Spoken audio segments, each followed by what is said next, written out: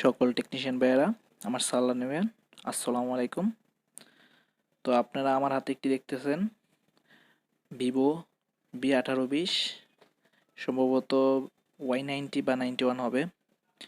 তো আমরা আমাদের একটি টুলস ডেভেলপমেন্ট আছে, তো আমরা ওই টুলস দিয়ে আমরা এই ভিভো ফোনটি ফ্যাক্টরি রিসেট দেব। তো MTK সার্ভিসে আছে সেভ ফরম্যাট, মানে ডাটা লস হবে না।